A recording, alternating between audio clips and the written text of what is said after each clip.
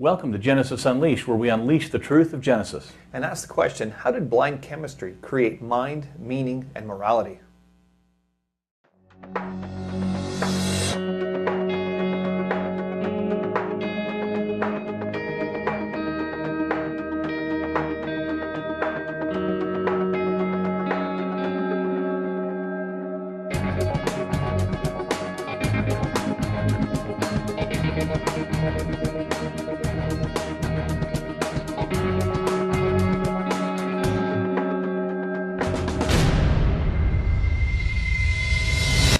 Welcome to Genesis Unleashed, and again on this program we're going to do the next question in the Question Evolution series, and we are on question 11, moving right along. Here's the question. How did blind chemistry create mind, intelligence, meaning, altruism, and morality? Here's the detail on the question. If everything evolved and we invented God as per evolutionary teaching, what purpose or meaning is there to human life? Should students be learning nihilism, that life is meaningless, in science classes? We obviously have a morality that we adhere to, Right. For right or for wrong, and where did that come from? That's the question. That's the idea that question 11 focuses on.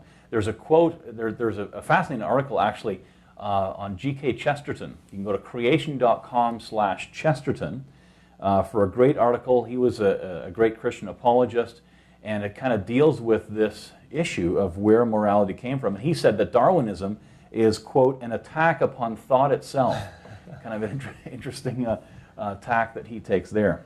Now, we did have some answers to the question, of course, and Right. Again, we're not censoring any of the answers. If you've got another answer you'd like to send in, you're more than welcome to do that, but we're just dealing with the answers that we have received so far. And so answer number one was this. Morality and the meaning of life is a philosophical question, and it's irrelevant to the theory of evolution. So this person's trying to separate it. What we believe about where we came from has nothing to do with morality, Nothing ethics, to do with etc. evolution. Well, we could have said this for many of the previous shows that we've done already, going through this question evolution flyer with these 15 questions. It's embarrassing when creationists need to explain evolution to evolutionists. Of course it has to do with morality. Right. There are even branches of evolutionary science with titles Right. like sociobiology, human behavioral ecology, evolutionary psychology. These are attempts to explain human society, love, morals, religion, altruism, purely in evolutionary terms. In a materialistic world, you still have to deal with these things. They still exist. If you're an atheist, if you're an evolutionist, everything just came from matter. These things came from matter. How do you explain that in an evolutionary worldview? Even biological evolution, right? Biological evolution. If we just stick with the biology, it says life started as a single cell, right, and then progressed up to humans, right, ultimately. And somewhere in that process, how does evolution explain the origin of the morality that we find ourselves adhering to or not adhering to today? And in any case, morality exists. Yes. How did it get here? That's the question. Yep. Now, of course, what we believe about where we came from, of course that's going to affect these things, because it answers the big questions. Where do we come from? What's the meaning of life? What happens when you die? It affects the value of how we think life is just random chance. We're just animals. We're just like there's no real differentiation between us and a blade of grass that's growing in a field. We're just organisms that happen to arrive here at this time, et cetera, et cetera.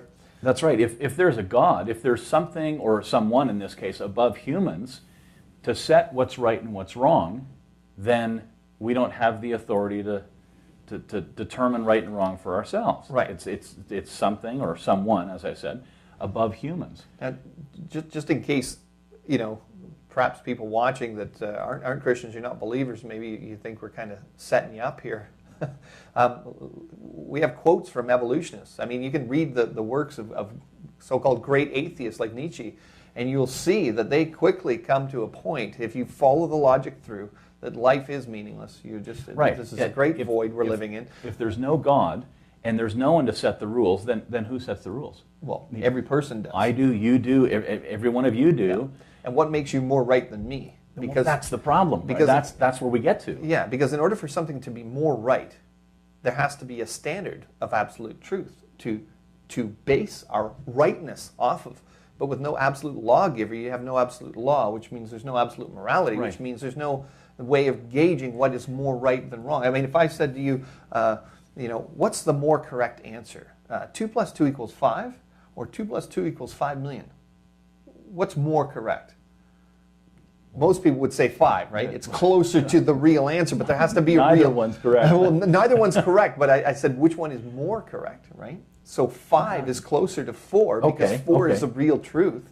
5 million is further away, but there had to be a truth. There had to be a real bar for you to make that. Right. And if there's no God to set where that bar is, and everyone is allowed to determine truth for themselves, right, then what's good for you or good for someone else might not be good for me. What I consider bad might not be bad for someone else. Right. So if you work that through to its logical conclusion, what does it mean? There is no good and bad. That's right. Ultimately. And of course, anyone that's trying to appeal to, society makes rules. Well, then you've got to admit that Hitler was right because his society was correct at that time in that place, et cetera, and it all breaks down. Now, here's a quote from William Provine. He's an atheist and a professor at Cornell University, and let's put it in context from an atheist point of view here. He says, "Let me summarize my views on what modern evolutionary biology tell us loud and clear. There are no gods, no purposes, no goal-directed forces of any kind. There's no life after death. When I die, I'm absolutely certain that I'm going to be dead. That's the end for me. There is no ultimate foundation for ethics, no ultimate meaning to life." Here he summarized the morality or amorality that could come from a version of morality that could come from evolution. Right. And we can't really fault him for that. I mean, he's just being consistent. He's being logical, actually, Yes. in his worldview. Yeah. Because, to answer those 3 big questions, where do we come from? Well, he says evolution. What's the meaning of life? There is no meaning. There is no meaning of life, yeah. What happens when you die? Nothing. So even when you think of it this way, I mean, according to Provine's worldview, if I go out and do something horrendous, something, whatever, most people morally would say, well, that was atrocious, you slaughtered people, whatever. If I get away with it and I die, guess what? I actually get away with it because there's no ultimate judgment. I mean, in this worldview, it's a very unfair universe. Yeah. Because if you do something atrocious morally or ethically and get away with it, well, you get away with it. There's no judgment, et cetera, et cetera. Right, and yet we all have that innate... That wanting. That there's good, there's evil, and so on. Somebody does something wrong, you want justice, and right? the question before us is, how does evolution explain where that came from? Exactly. We can explain where it came from, obviously, and we'll get there in a few minutes. So we did have another answer. Answer number 2, everyone creates his or her own meaning for life. It's not a question science can answer. Well, that's going along the lines of what Provine just summarized for us, that yes, if evolution is true, then everyone has a right to their own standard of right and wrong. That's absolutely. But it still doesn't answer the question. Right. It's basically another non-answer to how we arrived at the morality that exists today, right? I mean, there are laws in place today that prevent embezzling and plagiarism and theft and murder and rape and everything, And even one of the most famous atheists, Richard Dawkins, well, he calls himself an agnostic now, by the way, officially. He said it was other people that called him an atheist. He's not an atheist, he's an agnostic. Yes, well, I mean, he was always leaning in that direction anyways, yeah, right? he's 6.9 out of 7% sure that there's no God. Anyway, he agrees. These ideas of morality do not come from evolution. And basically, if evolution were true, there would be no basis for right and wrong when you really think about it. But he wants right and wrong. He says he wants morality. He believes in a society with morality, but yeah, he's even made statements about the Christian worldview versus things like Islam. He said, well, I would rather live in a nation that has a Christian foundation because of the morality that comes from Christianity. He right. recognizes that as an atheist. Yeah. Now, he's in a debate with Jaron Lanier, and this evolutionist asks him about morality. He says there's a large group of people who simply are uncomfortable with accepting evolution because it leads to what they perceive as a moral vacuum in which their best impulses have no basis in nature. Now notice that that Jaron is actually saying that we have these impulses, which is the whole purpose of the question here. Where did they come from? Why are they there in an evolutionary world? Right. And Dawkins said, well, all I can say is that's just tough. We have to face up to the truth. So Dawkins is admitting, well, you know, they're there. We don't know why they're there. There is no basis for morality, but that's just tough. So I guess if people get consistent with the concept that they are there for, you know, that they're not really real in a sense, these morals, these concepts that we have, they're just fabricated rules. It would be like me and you playing a game of Monopoly. Yeah. I mean, and we agree beforehand on the rules of the game. Right. But they can be changed at any point. They can be bent and modified. As a matter of fact, if you're winning, you know, I remember being a kid and I had 5 older brothers, and you didn't like losing, right? So when it got to a certain point and you realized you just weren't going to win, you grabbed the board and went, yeah, because you didn't care anymore. And it didn't matter because they weren't real rules anyway, I guess. But anyway. And some evolutionists, I mean, we're seeing a change now as the morality, as people are becoming more consistent with the morality that comes from evolution or can be based on evolution. Well, the fact that there is no morality, that's the whole point. Or there's, well, can't you develop a morality that says there's no right and wrong, I can do what I want? You can also develop a morality that says the strongest survive and therefore I'm going to wipe everybody else out. That's the morality that could come from evolution. There are moralities that can come from evolution. Yep. But the question is, how do you get right and wrong? And the world that we find ourselves in, where people say it's wrong to kill, it's wrong to lie, it's wrong to cheat, and so on. But lying, let's take lying for example. Evolutionists have said that it's okay to lie. If you're teaching evolution, in order to get to an end, the end justifies the means type of thing. It's okay to lie. Teach falsehoods in order to convince someone of evolution because that's more right than them becoming a creationist. For example. Yeah. If you go to creation.com/deceive. There's more information there on evolutionists saying, yeah, we can lie. It's not a problem there to get you people can actually to believe lie in evolution. to students. Yeah. But why stop at lying? I mean, if the whole morality is supposed to be turfed on the basis of evolution, then if we just evolved from pond scum and we're just evolved animals anyway, like all the other animals, then what's wrong with murder? Why? I mean, lying people might say, well, yeah, you can lie under the right circumstances. Well, let's murder. Let's take it to an extreme. There was a recent article in the Journal of Medical Ethics. Interesting titles for this journal, seeing as how they published a paper called After Birth Abortion, Why Should the Baby Live? And the abstract reads this way. This is the abstract of the article. Abortion is largely accepted even for reasons that do not have anything to do with the fetus's health, by showing that 1, both fetuses and newborns do not have the same moral status as actual persons, 2, the fact that both are potential persons is morally irrelevant, and 3, adoption is not always in the best interest of actual people. The authors argue that what we call after-birth abortion, killing a newborn, should be permissible in all cases where abortion is, including cases where the newborn is not disabled. Right. Now, that is absolutely shocking to most people, whether you're it's a theist, an atheist, whatever you want to the barbaric societies of hundreds of years ago, where people sacrificed their children to some weird god or some superstitious notion. Yeah, and I mean, we can follow this through. Okay. So we're evolved animals.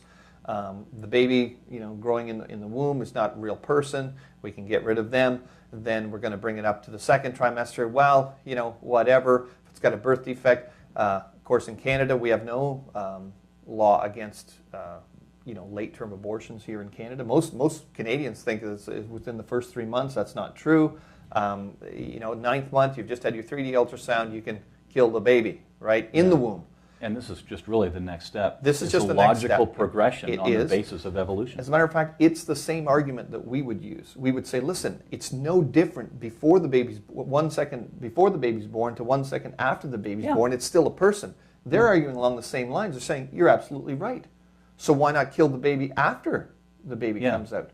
And what was shocking in the article, of course, and because there is no line, once you take away an absolute morality, there's no line. Yeah, once they're born, I mean, why not kill a 2-year-old Yeah, or a 10-year-old? exactly. There was no mention of when you do become a person. So is that 2 years? Is it 12 years? Is it 16? I mean, Right. Whatever. For more details on that, go to creation.com/abortionafterbirth. Creation.com/abortionafterbirth.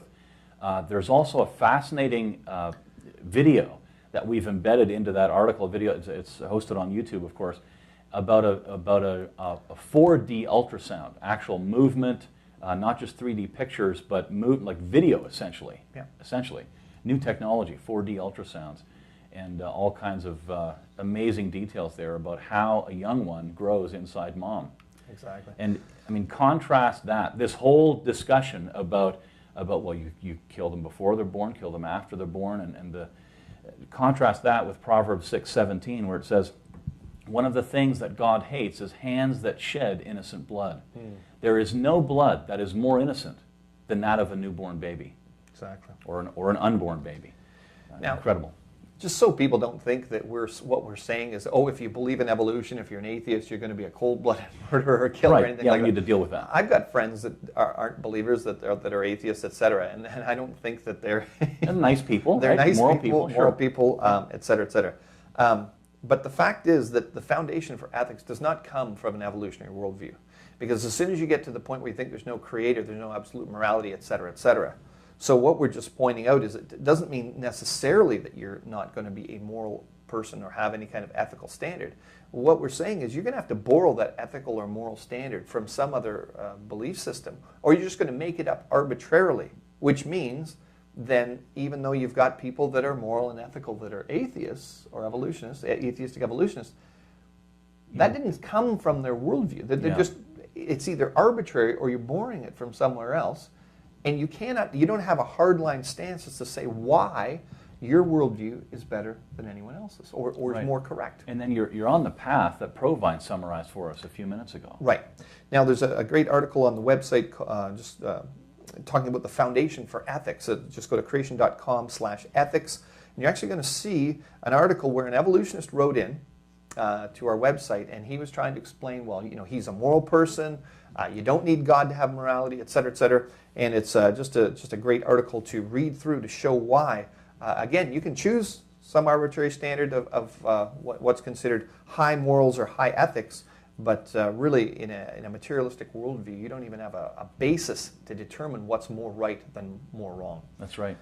However, with the erosion of Christian values, or let's say biblical values, in a lot of Western nations, the UK, Canada, the US, Australia, places like that, you see that standard being replaced with something closer to what Dr. Provine summarized, the morality that comes from evolution. And the problem is you can't build a society on that. What we'd call a civilized society. A civilized society, yeah. You get a civilized society if you have do not lie, do not cheat, do not murder, do not covet your neighbor's property. You can build a society on that. Or take economy, for example. You can't build an economy if you don't have that morality in place, the Christian morality, essentially. Yep. If you don't have do not lie, do not steal, do not cheat, and have laws imposed by the government on everyone in the country, how can you have an economy if there's no law against embezzling? Well, just go and rob a bank, take money from your company, steal time, steal whatever. Yep. I wonder, with the degradation of those Christian standards in a lot of Western nations, what the future is going to hold. We have the Bernie Madoffs and the economic downturns that we're in right now. Yeah. Meanwhile, a few years back, there was numbers coming out of some African nations, for example, of 28,000 people a day making professions of faith for Christ. Yeah. China, look at the church in That's China. That's right. There's a huge underground church in China, even though it's illegal. It's not legal to be Christian in China, or to have a church anyway. And yet, I wonder if the children of those folks that are making professions today or have made them in the last 10, 20 years, when they get into positions of power and have that morality, do not lie, do not cheat, love your neighbor as yourself, that biblical morality, I wonder what's going to happen to the economies of those nations that have, for quite a long time, been the poor nations. And we know what's been happening to the economies in the Western world countries where Christianity has waned and is on the decline. That's right. And Yeah, under interesting attack. thought. You can go to creation.com, of course, and see all the 15 questions for evolutionists that we have. You can look at the other videos that are made, and stay tuned for other ones upcoming as well.